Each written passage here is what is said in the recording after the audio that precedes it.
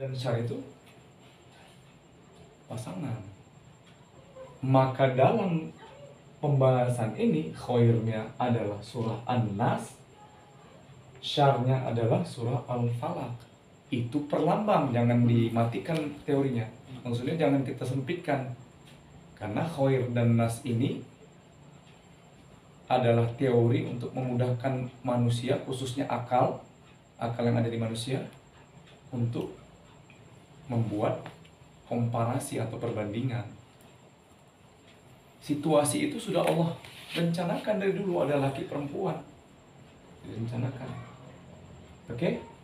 Jadi khairnya adalah bermohon perlindungan hanya kepada Allah. Syarnya intisari kedua dari dua surah kembar adalah bermohon perlindungan dari kejahatan.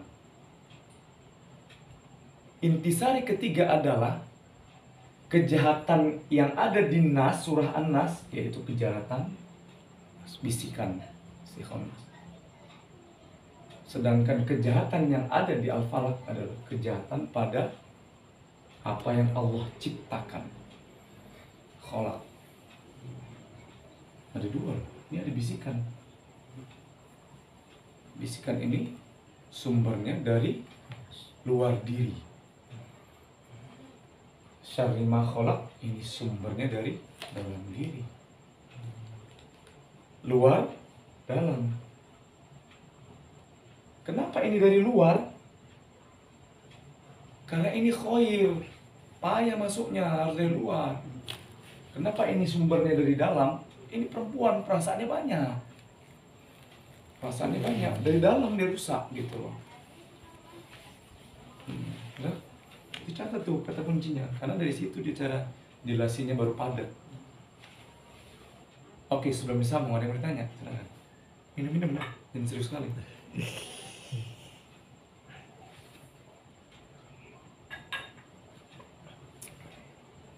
Izin Tuhan. Ini kan surat ini namanya surat kembar, ya, artinya Adam dan Hawa. Apakah ini sebenarnya satu, karena Siti Hawa itu juga kan dari Adam. Iya. Nah, kemudian apakah jin yang ada di dalam manusia itu tadi itu masuk di An-Nas atau di Al-Falaq? Maksudnya jin korin yang ada pada manusia itu juga kan kuat pengaruh. Nah, itu apakah ada di sisi An-Nas atau di apa? Iya. Tadi pertanyaan pertama apa tadi? Bahwasanya Siti Hawa itu pun juga kan asalnya dari Adam. Oh iya, kembar tadi ya. Iya, baik. Adam sebagaimana, ingat kisah ini dalam 2 surah Al-Baqarah awal. Adam dibuat dari mesin, ditaruh di wadah mim, ya, dan dia adalah satu kan. Maksudnya satu itu dia diciptakan sendiri, tidak berdua. Tapi di dalam diri Adam diambillah si tulang rusuk. Yang sifatnya apa tulang rusuk? Bengkok tulang sifatnya. Dijadikan menjadi Hawa. Jadi Adam itu kan dulu sendiri. Nah, awalnya dicipta dia sendiri. Tapi Allah udah rencanakan bahwa hanya Allah yang satu. Selain Allah nggak boleh satu. Hanya Allah yang esa, yang tunggal. Maka Allah ciptakan sesuatu untuk mengenal dia. Tapi sang Ahad tahu, kau nggak bisa kenal aku. Maka aku ciptakanlah. Kau jadi dua. Kalau kau kenal aku nggak dapat, nggak masuk. Maka mengenal sang Ahad dari perempuan. Jadi mengenal sang Ahad itu dari perempuan. Kalau sang Ahad kita kenal dengan kita mengenal diri aja, nggak dapat. Nggak dapat. Itulah dia hikmahnya menikah. Nanti kita bahas menikah jauh lagi dari. Tapi kira-kira dapat di situ. Maka menikah itu secara tersirat wajib. Siapa yang nggak menikah nggak sempurna marifatnya. Catat. Nggak sempurna marifatnya karena Nabi Adam nggak mungkin dia mengenali Tuhan. Dia kenalnya dari tulang rusuk. Jadi pada dasarnya surah ini disebut kembar karena turun ke bumi. Ada kejadian Nabi Muhammad SAW disihir. Kejadian ini kan ulangan. Adam disihir juga pakai was-was. Nah, was-wasnya nggak tembus sama Adam, masuk ke Siti Hawa. Siti Hawa hilang sama Adam. Adam belum dapat makrifat yang penuh, yang rapi. Iya. Berarti kalau kita makan abadi kita sih. Dia nggak makrifat tentang perintah tadi. Kalau dia makrifat perintah tadi takut dia itu. Tapi Allah membuatnya dengan sengaja. Allah perintahin Adam, suka-suka kau mau ngapain di surga ini, pokoknya yang itu jangan dekat, apalagi makan, dekatnya nggak boleh. Perintah Allah itu kan harusnya dimakrifati sama Adam. Kalau idealnya ilmu makrifat, kenapa ya Allah suruh perintah gitu ya? Tapi dia tidak bermakrifat ke situ. Tapi itu sudah skenario. Kalau Nabi Adam bisa bermakrifat, nggak jadilah ke bumi dia, nggak turun dia. Nah gitu.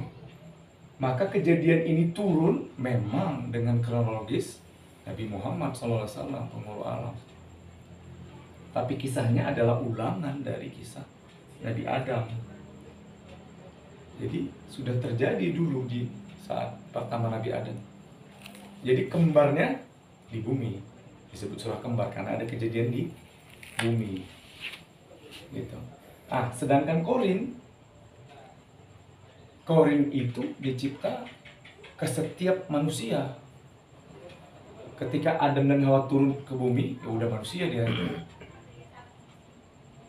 Udah manusia. Korin pertama yang paling nakal adalah Korin Siti Hawa dan Nabi Adam. Paling nakal itu. Paling nakal. Tapi ya ada rencana Allah kan gitu. Dibuat Allah dia paling nakal. Nah kira-kira gitu jawabannya. Banyak korinnya tetap di masing-masing dengan kadar yang berbeda. Kalau korin yang di sini dia mau menyerang Malikinnasnya. Nabi Adam Malikinnas nggak? Iya. Malikinnas. Payah nyerang Malikinnas. Payah. Tapi kalau diserang dari yang ini, korin yang ini tembus Malikinnas. Tembus. Jadi korin dari sini nyerang si korin yang ini juga tuh. Makan sebut jahat. Nyerangnya pakai was-was, pakai bisik-bisik, pakai ngomong sama Adam. Dan kita makan tuh aja di sini kita terus. Iya. Dijelasin sama Adam dengan cara perempuan merayu. Gini loh Adam. Iya juga ya. Malikinnas ini kalau makrifatnya ini belum nyambung, ini kan tersambung kan karena dia. Tapi pada saat itu kan Adam langsung Malikinnasnya. Siapa yang ngumumkan? Siapa yang mengajari dia? Yang ngajari dia kan langsung Tuhan. Gak dapat dia pengajaran Tuhan langsung untuk makrifat. Gak bisa, gak dapat. Jadi karena gak dinyambungin, akalnya main. Iya, abadi kita sini ya. Betul juga kau Hawa. Cocok juga nih. Kalau ke situ kita jadi dia. Terjadilah kisah yang berulang. Ini kan dua surah ini kan turunnya ke Nabi Muhammad. Ini udah zohir, nyata suratnya tertulis gitu loh. Suratnya tertulis. Gitu, makanya jadi surah kembar menceritakan Adam dan Hawa. Gitu kira-kira jawabannya. Bisa dapat? Izin boleh? Iya. Agak melebar sedikit Tuan. Iya. Kan berarti dalam setiap diri laki-laki itu ada sisi feminim, Iya. sisi perempuan. Iya. Kalau ini kan kaitannya dengan yang lelaki yang berpasangan dengan dalam pernikahan lah Iya, kan gitu. Bagaimana dengan ada seorang lelaki yang sisi feminimnya itu lebih dominan sehingga perasaannya itu kuat dan sangat rentan dengan hal-hal seperti ini gitu tuh. Sementara dia masih sendiri gitu, tapi karena sisi perempuannya itu lebih dominan, maka dia lebih sensitif, lebih mudah was-was, itu gimana tuh? Itu ya normal juga, ada yang seperti itu. Ingat, ini adalah 2 dan 3 dimensi. Ini posisinya. Yang menyatakan bahwa laki-laki ada perempuannya di dadanya. 2 dan 3 dimensi, ingat.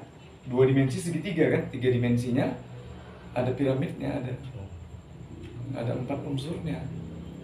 Ketidakseimbangan 4 unsur itulah yang membuat ada laki-laki yang sisi femininnya kuat, maka dia sensitif. Maka dia membutuhkan seseorang yang bisa menetralisir itu. Maka dia harus cari si Malikin Nas. Kalau Adam nggak dapat Malikin Nas, karena dia Malikin Nasnya, aku Malikin Nas. Macam mana aku bermakrifat? Ya udah, ikuti apa kata Allahnya, ya udah. Kalau kata Allah harus begitu ya terjadi gitu. Nabi Adam Malikin Nas, dia nggak bisa ketemu sama yang penghubung ini. Dia kan harus cari Malikin Nas lagi, sementara dia orang pertama, manusia pertama, nggak ketemu di Malikin Nas. Ya maka kalau ada orang yang seperti dia harus cari. Dia harus bisa mencari orang yang Malikin Nas, yang ngerti apa makna tawaf. Tawaf itu di diri kita. Akhirat dunia, dunia akhirat, akhirat dunia, gitu terus Rasulullah kita.